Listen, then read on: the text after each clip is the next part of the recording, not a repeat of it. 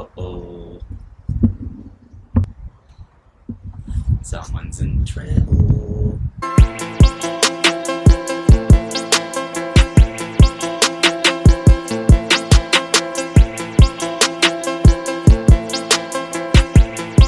All right, another brew day here. I'm doing a IPA for Super Bowl. It is January 15th, I believe. It gives me about 3 weeks or so to do this. It's not a lot of time, but I usually rush it. I usually try and do it in 2.5 weeks.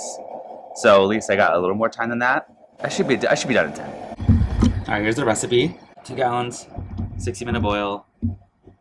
Going for 1043 pre-boil.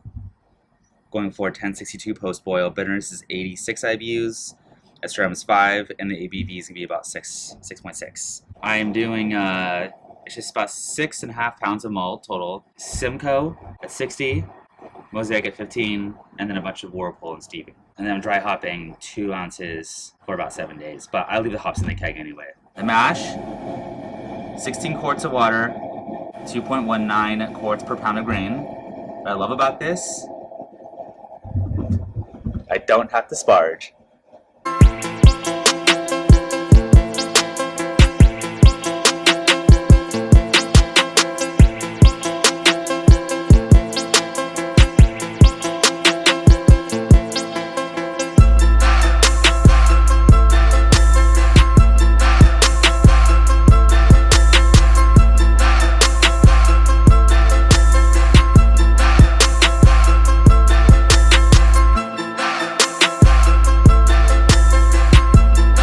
I usually mash in with a little bit of calcium chloride, but looking at my water profile recently, my calcium's 100 and my sulfites are 250 range. I think it's going to be fine for an IPA. I don't need to really doctor it up that much.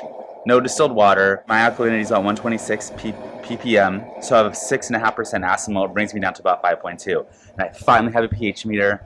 I used it last time. I'm going to use it again. I'm very excited about it.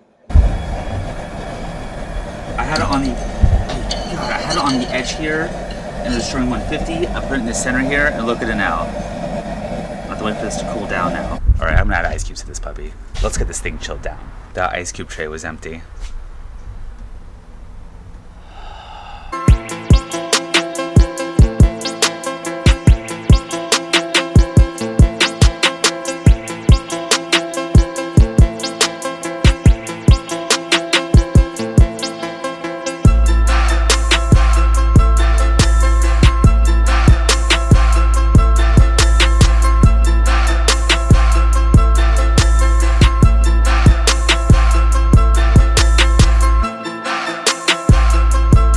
That is really, really high.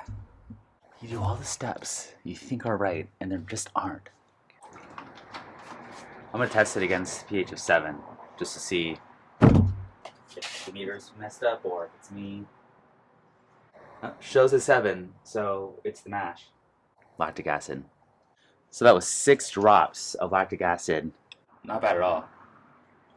That's about where I want to be, so I'm happy. Well, it looks like I have to actually put more acid malt in this if I'm not going to use distilled water to cut the mash.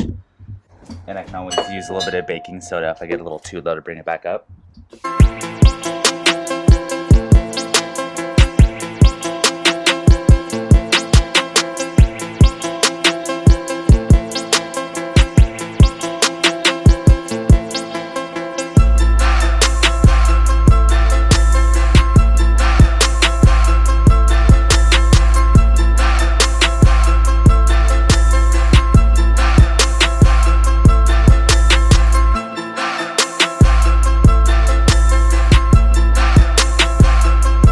1041. I was going for 1043, and yeah, 1041's right there.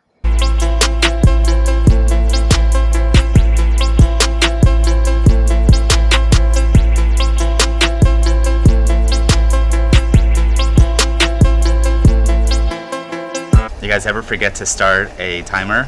Am I alone in this? Because I just did it.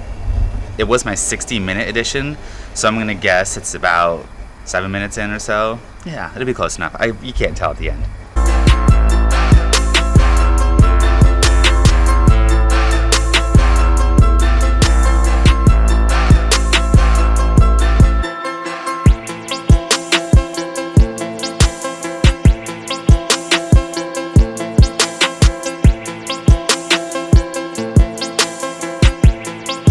1061.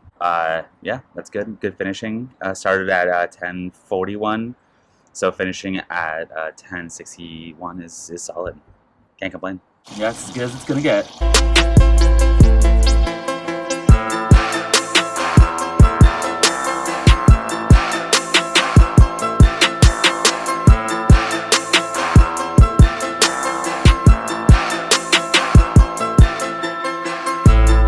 The nice thing about these 2-gallon batches is that I don't have to worry about blow off usually, because I do it in a 3-gallon carboy. So it's not going to get out there. I thought about rehydrating this dry yeast. I almost did it, and I've heard it's really, really good for the yeast because dry yeast cells can die out pretty quickly if you just sprinkle it in dry.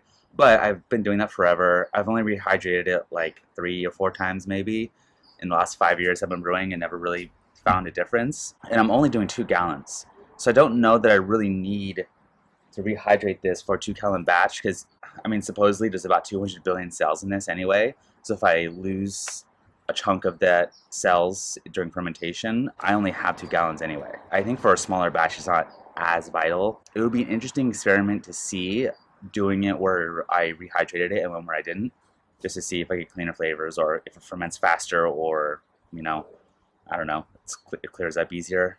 I'm just saying things now.